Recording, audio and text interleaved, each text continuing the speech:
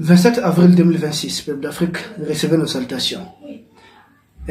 Premier suspect dans le cadre de ce projet d'assassinat du ministre de la Défense du Mali. Nous prions pour le repos éternel de son âme. Le général 4 étoiles, Sadio Kamara. Un premier suspect qui a été neutralisé. Vous savez, l'Africain, c'est très dommage, c'est très bizarre de le dire. D'après toutes les informations que nous avons reçues dans la ville de Kati, où a eu lieu cet événement tragique, il s'agit de quelqu'un qui les côtoyait souvent. Parce que le monsieur en question, c'est un radié de l'armée. Il avait adhéré à l'armée, la promotion 2001.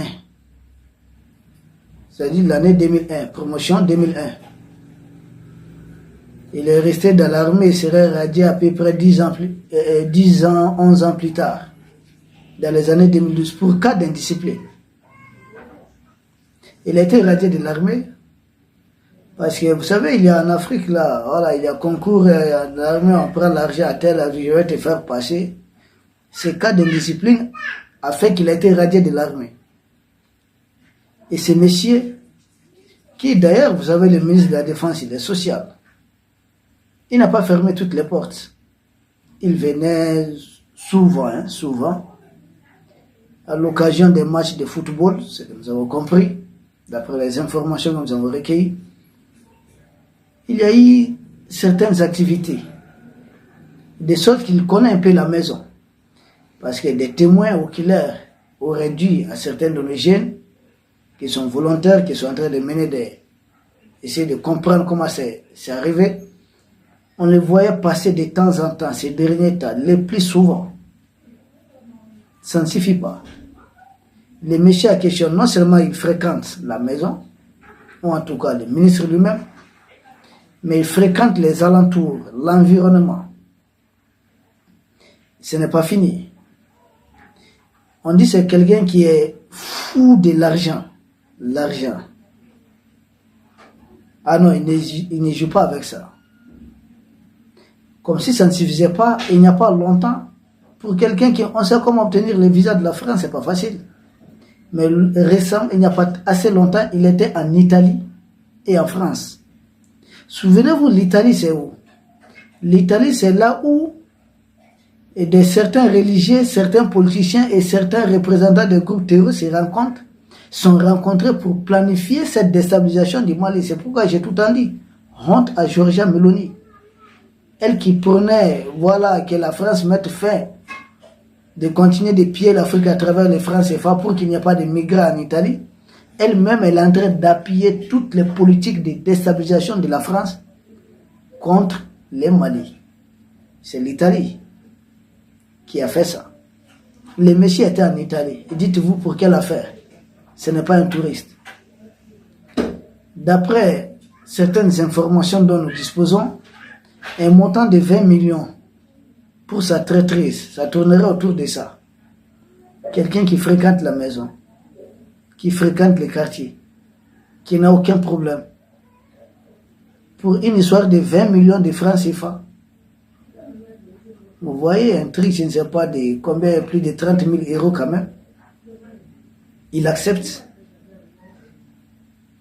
de jouer à ce complot qui va assassiner non seulement le ministre de la Défense, ministre d'État, mais aussi son épouse, sa deuxième épouse. Et c'est quelqu'un qui doit connaître la maison, qui doit savoir où est-ce que le ministre dormait réellement. Parce que excusez-nous, il a deux épouses. Donc il y a deux bâtiments distincts.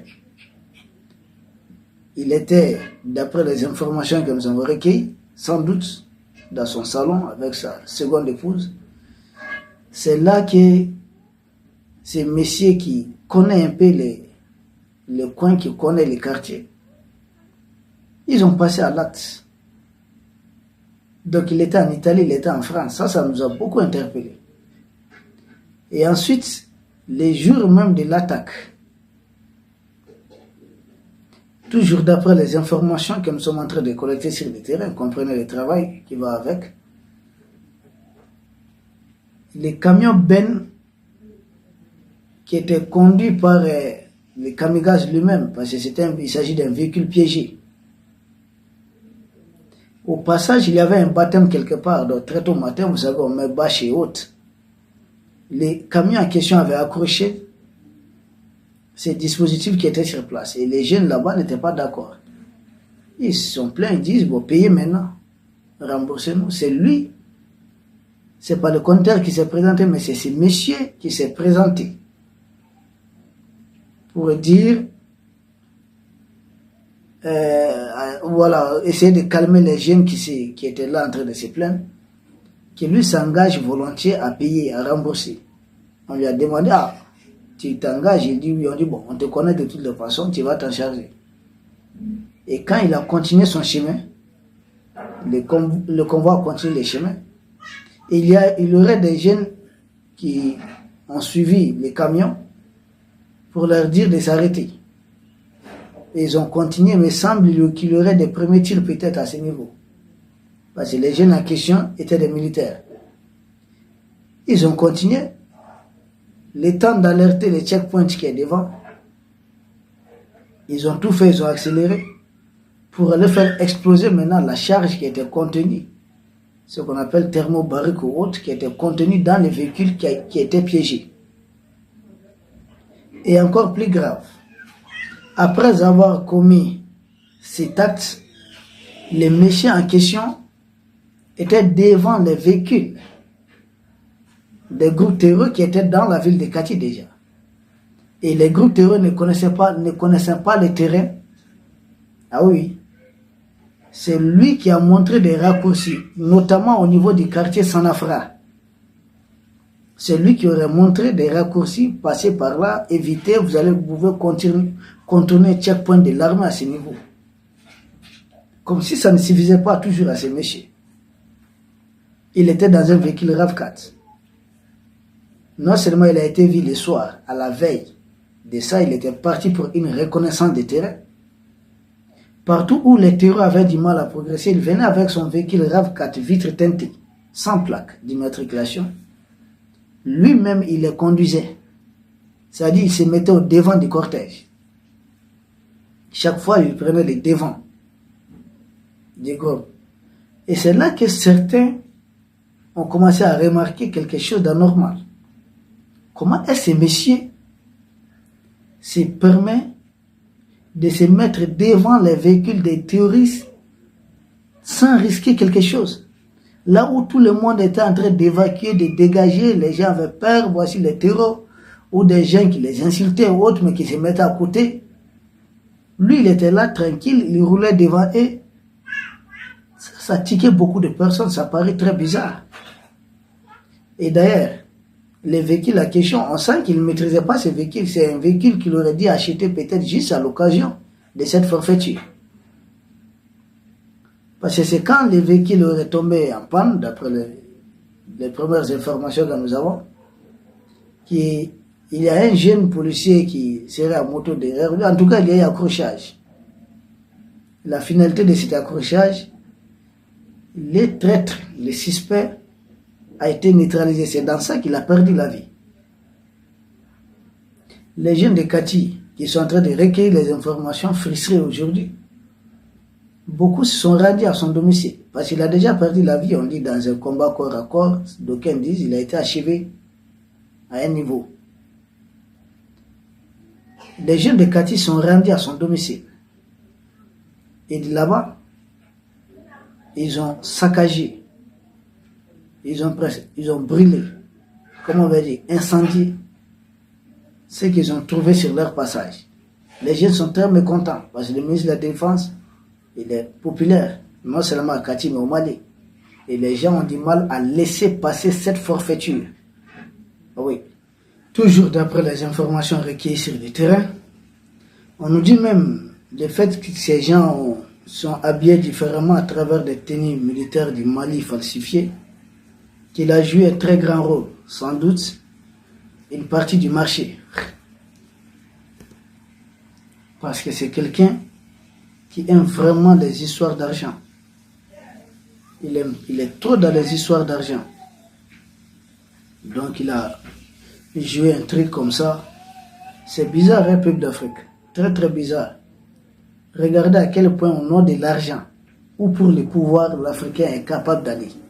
Le ministre de la Défense, non seulement il est décédé dans cet attentat, son épouse, ses 2 enfants, plus son neveu.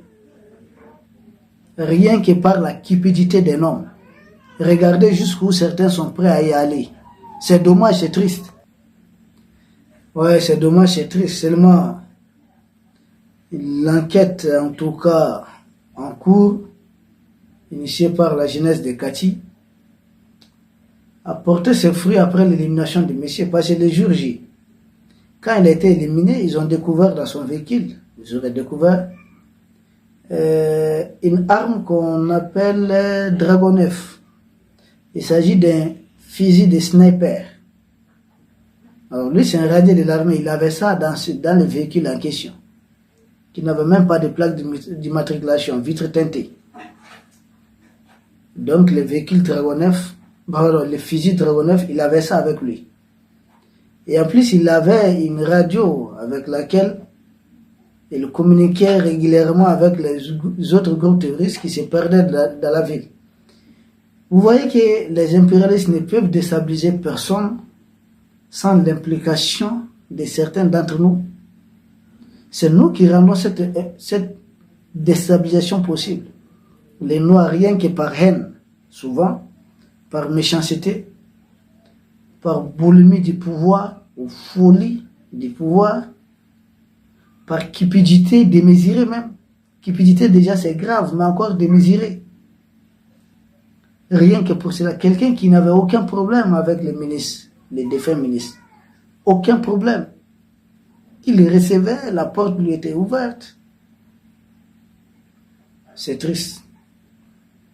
C'est triste. Si nous avons des leçons à donner, si nous avons des choses à suggérer, c'est de faire très attention souvent à notre premier entourage. Ce n'est pas des leçons, mais je dirais des conseils, excusez-nous. Nos conseils, c'est de faire très très attention à notre premier cercle, qui peut nous induire dans l'erreur pour nous nuire. Oui, il y a des gens comme ça. Ou qui peut comploter avec les Blaise Compaoré faisait partie du premier cercle du capitaine Thomas Sankara. Mobutu était du premier cercle de Patrice Emery Lumumba. Ça a toujours été comme ça. Malheureusement, c'est en Afrique que ces choses-là se passent généralement. C'est triste. Ça fait vraiment mal, c'est révoltant. Si je pense, mais truc de 30 000 euros, c'est quoi pour participer à un attentat contre les ministres de la Défense d'un pays en guerre, celui qui est en train de rénover, innover l'armée malienne, qui a transformé profondément, ni t'étaient ses efforts. Les attaques coordonnées de l'autre jour, les terreurs ont mobilisé, ont recruté à peu près partout en Afrique de l'Ouest des mercenaires et autres. On parle d'un effectif de 10 000 à 12 000 hommes et femmes. Ils avaient des femmes parmi eux. Mais nous sommes venus à bout de ce complot grâce aux efforts de ces messieurs au niveau de l'armée. Ce sont nos blindés, ce sont nos vecteurs aériens, ce sont des forces spéciales bien aguerries qui ont été beaucoup formés à ces temps de transition, qui ont pu sauver la patrie. Un tel messie, doit-on les sacrifier pour les beaux jeux d'Emmanuel Macron? Parce que n'oubliez jamais ce qu'avait dit SVR, les services de renseignement extérieur de la Fédération de Russie, que la DGSC avait acté un plan, avait validé un plan pour éliminer tous les dirigeants africains hostiles à leur politique de pillage. Dommage. Ça a été dit. Et voici, mais pour mettre ça en application, il compte chaque fois sur les Africains. Pas sur des Européens, ou sur des Africains. Certains Africains sont prêts à tout, juste pour des miettes et autres. Mais ça fait mal, c'est triste. Un monsieur qui n'avait pas... Non, le ministre n'avait rien contre lui. C'est pas un truc de vengeance ou autre, non. Au contraire, ce monsieur a abusé de sa sociabilité. Oh, mais c'est l'Africain. Vraiment, monsieur, le ministre, le défunt ministre que nous proposons d'ailleurs qu'il soit décoré ou en tout cas nommé à titre posthume, maréchal, ça serait une première fois même dans l'histoire du Mali. Nous vous remercions et à très bientôt.